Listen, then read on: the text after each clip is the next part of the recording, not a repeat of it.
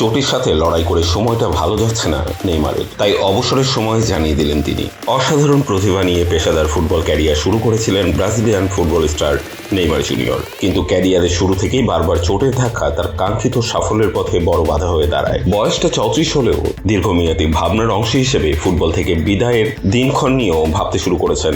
তবে তার আগে ব্রাজিলের জাতীয় দলের জার্সিতে তিনি 2026 ফুটবল বিশ্বকাপ খেলার স্বপ্নে বিভোর। গত বছরের শুরুতে সৌদি আরবের ক্লাব আল হিলাল ছেড়ে শৈশবের ঠিকানা সান্তোসে যোগ দেন নেইমার। সেখানেও চোট তার পিছু ছাড়েনি। কিছুদিন আগে হাঁটুর অস্ত্রোপচারের পর চোট কাটিয়ে মাঠে ফিরেছিলেন। সান্তোসে থাকবেন কিনা সেই দোলাচলের মাঝেই 2026 সালের শেষ পর্যন্ত চুক্তি সেরেছেন নেইমার। মূলত বিশ্বকাপ দলে জায়গা পাওয়ার আশায় দ্রুততম সময়ের ভেতর চোট কাটিয়ে ওঠার তাড়না ছিল তার। নেইমার সম্প্রতি কথা বলেছেন নিজের অবসর পরিকল্পনা নিয়ে। ব্রাজিলিয়ান চ্যানেল কেসকে দেয়া এক মন্তব্যে নিজের অবসর নিয়ে নেইমার জানিয়েছেন, আমি জানি না এই সময়ের পর কি ঘটবে, পরবর্তী বছর সম্পর্কেও ধারণা নেই। সম্ভবত ডিসেম্বর এলে আমি অবসর নিতে চাই। আমি এখন বছর ধরে ধরে চিন্তা করে আসছি। হৃদয় কি সিদ্ধান্ত নেয় আমরা দেখব।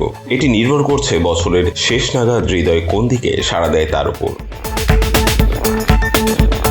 পেশাদার ফুটবল ক্যারিয়ার ছাড়ার আগে বিশ্বকাপ সহ চলতি বছরের পুরোটা জুড়ে নিজের শতভাগে নিবেদন দেওয়ার আশা নেইমারের। এক্ষেত্রে অবশ্য চোটমুক্ত থাকতে হবে আন্তর্জাতিক ফুটবলে ব্রাজিলের সর্বকালের সর্বোচ্চ এই গোলদাতাকে। এই বিষয়ে নেইমার বলেছেন, এই বছর খুবই গুরুত্বপূর্ণ, কেবল সান্তোসের জন্যই নয়, ব্রাজিল জাতীয় দলের জন্য, যেহেতু বছরটি বিশ্বকাপের, এবং আমার জন্য। আমি এই বছরে শতভাগ সময় খেলতে চাই। গত ডিসেম্বরে হাঁটুর সার্জারি করিয়েছিলেন নেইমার। এরপর গত সপ্তাহে বদলি হিসেবে মাঠে নামেন সান্তোসের জার্সিতে। সেখানে 6-0 গোলের ব্যবধানে জয় পায় সেলেসাও ক্লাবটি। ওই জয়ে নেইমারের দল পলিস্তা লিগের কোয়ার্টার ফাইনালে উঠেছে। বার্সেলোনা ও পিএসজির সাবেক এই তারকা ব্রাজিলের জার্সিতে এখন পর্যন্ত 128 ম্যাচ খেলে 79 গোল করেছেন। কিংবদন্তি পেলেকে ছাড়িয়ে ব্রাজিলের সর্বোচ্চ গোলদাতা খেলছেন 3টি বিশ্বকাপ।